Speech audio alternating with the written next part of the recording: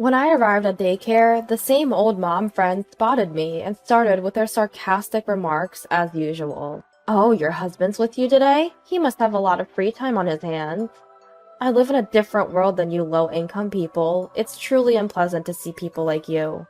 That's when the principal came over with a pale face, but her harassment wouldn't stop, even with the principal's intervention. "Why is someone like her at this daycare? I want her to leave."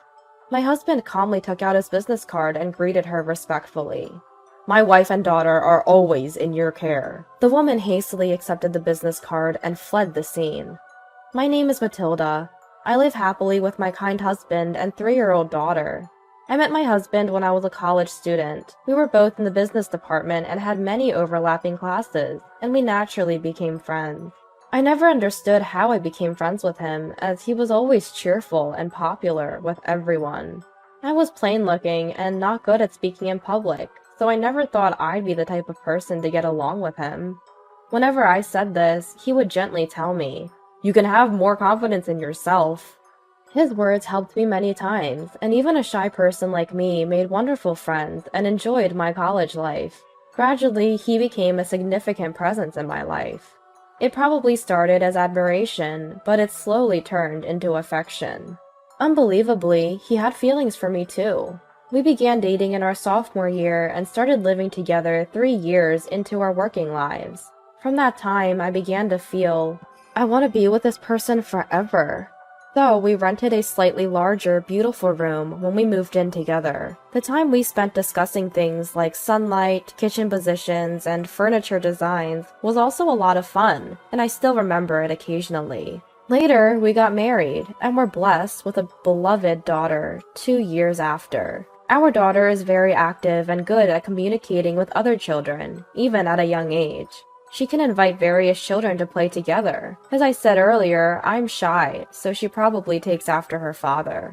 Both my daughter and husband have beautiful smiles, and people naturally gather around them. My husband joined his father's company, and now he's taken over as CEO. At first, people questioned if he got the job through connections, and it was tough for him. But watching his honest and constant effort, people's perceptions of him gradually changed. His wonderful traits, like talking to everyone without discrimination and always being considerate of those around him, have remained the same since we met in college. Even as his position changed, my husband's attitude never did. That's why he's admired by everyone at the company, always at the center of it all, a reflection of our daughter. I love and respect both of them so much. But what about me? I'm trying my best, but I can't seem to gain confidence and end up feeling anxious. And it shows on my face. My husband and daughter always seem to sense when I'm feeling down and encourage me. Words from my husband like, "You can have more confidence in yourself," or my daughter's, "I love you, Mom," have been my salvation. When my daughter started going to daycare, the mothers living nearby, who had children of the same age, taught me various things. Thanks to them, even shy me was blessed with mom friends at daycare. We've been living in the same place since we moved in together, but one day, because of my husband's situation, we had to move, and our daughter had to go to a new daycare. It's sad to leave this town where we have so many good friends, but it can't be helped. We were determined to do our best in the new place as a family of 3, and I was a bit worried if my daughter, who had to suddenly change daycares, would fit in well. But now, every day, my daughter goes to daycare happily, even after the change. Seeing her make friends so easily in the new place, I was impressed. It seems that my worries about her fitting in were unnecessary. On the other hand, I was struggling to make mom friends at the new daycare. It seemed like I was the one who should have been worried. I was almost in despair at the towering wall before me, wondering if building relationships from scratch in an unknown place could be this hard. That's when Claire came to my rescue. Claire's daughter was the same age as mine, and they were in the same group. To me, someone who finds it hard to initiate conversations, Claire was like a savior. But, "Good morning, Matilda." "Good morning. Wow, you look fabulous in that outfit today." Claire was always wearing dazzling clothes. Not just that, she also carried a high-end designer bag. "Really? This is a new dress my husband bought for me." At first, we just made small talk. But gradually, Claire began to belittle me daily, one-upping me about education, her husband's income, children's activities, friends' professions, and more. With no other mom friends, I was becoming Claire's daily target, and I didn't know what to do. I was laughed at for my terrible outfits, or ridiculed. You carry the same bag all the time. Is that the only one you have? To be honest, it was a considerable strain. But time passed and I couldn't confide in anyone. And today, Claire found me and approached me again. "Matilda, you look so casual again today," she said, laughing at me with a snort. Then, as if remembering, she asked, "So what does your husband do, Matilda?"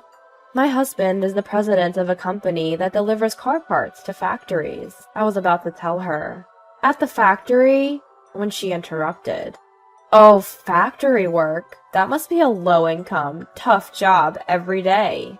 Claire assumed it was factory work and cut me off. First of all, calling people working in factories low income was rather inappropriate. I thought, I really don't like Claire. And I was wondering why she always acted as if she was mocking people. According to what I heard, Claire is apparently the daughter of the daycare owner. And because of that, nobody dared to stand up to Claire. So she was free to do as she pleased. I used to think that I could endure the minor discomfort I felt, but Claire's harassment escalated, day by day, finally affecting my daughter as well. "Don't get close to Matilda's family. They're poor and don't earn much." That's what she spread around, isolating my daughter and me. She might have been going around telling the children, "You can't play with her." My daughter was always able to make friends with various children, but this time she couldn't, and she felt down. "Nobody wants to play with me anymore." When she said that, I was tormented by not knowing what to do to help her, even though I wanted to. I want to protect my daughter. However, with Claire doing whatever she wants to us and everyone avoiding us, what can I do? I was afraid to take action, thinking that if I sought help from teachers or other mothers, the situation might worsen. Above all, I was infuriated and felt pathetic that I could do nothing for my daughter on my own. At that time, there was one mother who talked to us without caring, but she too ended up being harassed by Claire. And the other mothers distanced themselves from us even more. I thought I shouldn't cause trouble to the other mothers, and I couldn't say anything. Meanwhile, taking advantage of my inability to do anything, Claire would daily taunt us. If it were just me, I could bear it, but I can't leave things as they are if it's affecting my daughter. It's a situation that must be dealt with as soon as possible.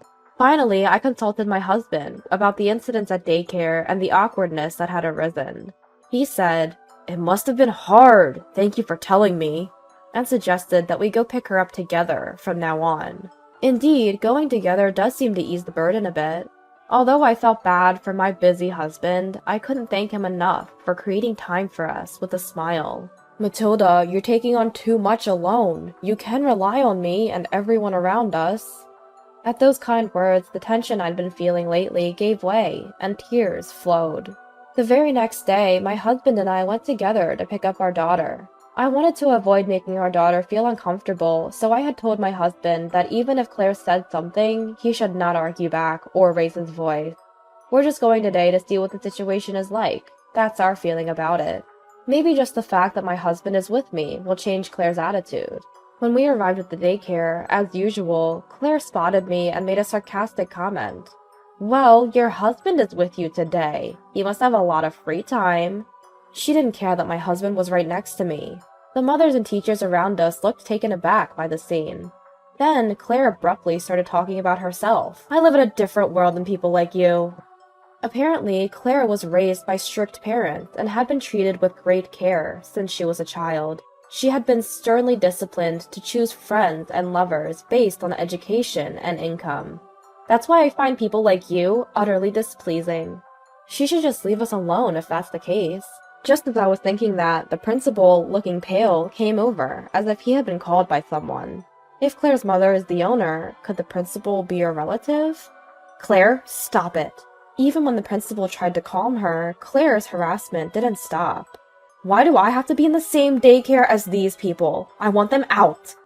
Once again, she berated us, saying my clothes were shabby or that my husband's job was a low-skilled job, hurling insults one after another. It was at that moment when my husband could no longer endure it and was about to speak to Claire. Matilda's husband is the president of that company. When the principal announced that, Claire's face froze. And then my husband took out his business card and politely greeted Claire. Thank you for always taking care of my wife and daughter. Receiving the business card, Claire seemed to panic more, and hurriedly left the scene. I'm sorry, I wish I had noticed sooner. The principal said that. The principal told us that she was Claire's aunt.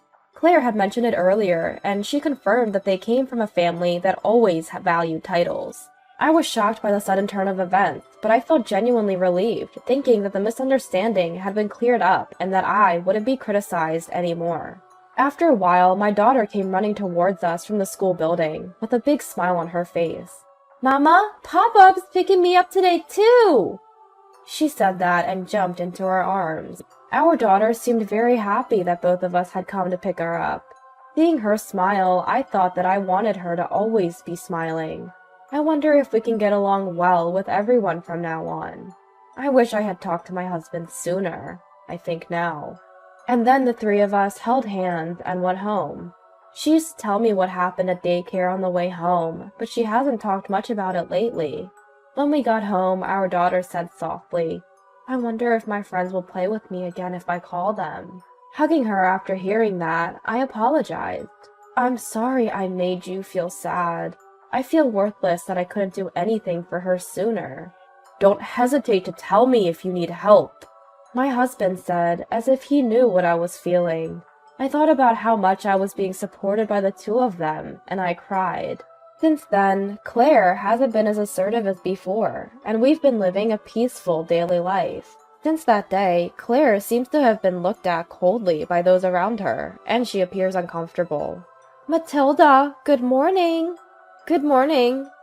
Since the harassment stopped, more mothers have been talking to me, and now I have made a lot of mom friends. I have been longing for these days, but I still want to get along with everyone. I mustered up the courage to talk to Claire. Claire, good morning. At this, Claire's eyes widened in surprise for a moment before she replied in a small voice. Good morning. There was a reason I wanted to talk to her this way. I heard from the teacher that my daughter and Claire's daughter often play together. Indeed, when my daughter comes home, she often tells me about playing and talking with her. And just the other day, she was invited to play at her house. I've heard that your daughter has been kind to mine. Thank you. Saying this, Claire looked down a little. May we come to your house to play sometime? I asked hesitantly, wondering if we might be refused. Then Claire slowly raised her face and said, My daughter invited you, so we are looking forward to it. And she smiled a little. I'm sorry for all the terrible things I've said before. I was very happy that Claire apologized and gladly accepted my daughter's invitation to play. With the help of our daughters, I was able to resolve the hard feelings with Claire. Since coming to the new daycare, I had been constantly troubled, but now my daughter and I are enjoying ourselves. Since that day, my husband has been picking up our daughter every day, except when he really can't. And she is delighted with that. On the way home, our daughter cheerfully tells us about her day, and we walk slowly while discussing things like, what would you like for dinner tonight? I want these days to continue forever. Thinking this, the three of us walk home, happily holding hands.